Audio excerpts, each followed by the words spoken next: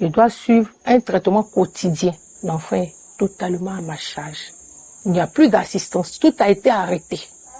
Nous sommes vraiment livrés à nous-mêmes. Quand tu vas à l'hôpital, dans une clinique, on t'exige de l'argent. J'étais victime d'un AVC au camp d'Ampin ici, le samedi 7 juin 2017. Quel est son avenir? Quel est moi-même mon avenir avec un tel poids, avec une telle charge? Il y a un médicament qu'on m'a prescrit, Kepra. La plaquette de dit 5 comprimés pour 5 jours fait 90 Ghana. C'est-à-dire 5 000 francs CFA pour 5 jours. En plus de cela, il y a un autre encore qu'on appelle Kabamazepine, qui doit prendre quotidiennement. Où vais-je enlever tous ces moyens?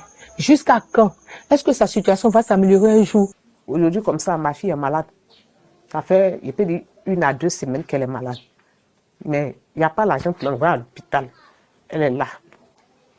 Elle va à l'école, mais 2 semaines, elle ne va pas à l'école.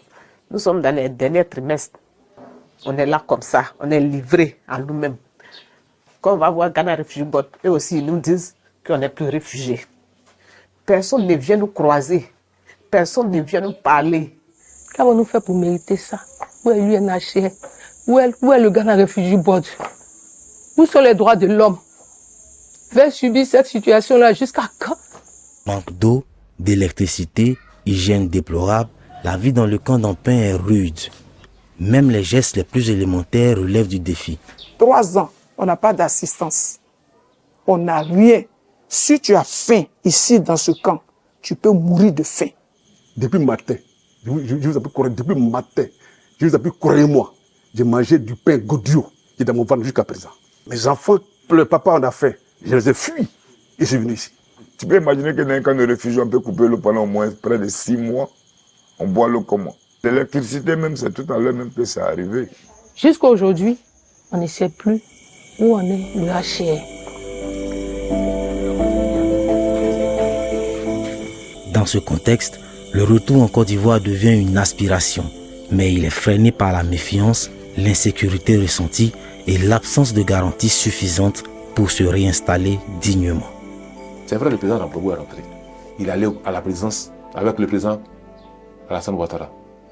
Nos parents ghanéens ici nous le montrent en disant Babo est rentré, le va qui atteint Eri le président Alassane Ouattara. Vous s'attendez à rentrer? Parce que le gouvernement dit qu'il y a la paix en Côte d'Ivoire. Ils ont prouvé par la communauté internationale que tout va bien en Côte d'Ivoire. On veut rentrer, certes. Le minimum vital, le minimum pour s'installer. Imagine si tu es sorti, ça fait 10 ans, 15 ans. Mais si c'était une plantation, la plantation est devenue une forêt. Mais si c'était un business que tu avais, le business, à longtemps, il n'existe plus. Alors tu te prends en charge comment? Tu vis comment? Moi, Olivier Bella, ex-administrateur du CREA, du Centre de recherche et de formation sur l'État en Afrique, qui avait un salaire consistant à Abidjan. Regardez où mes enfants dorment.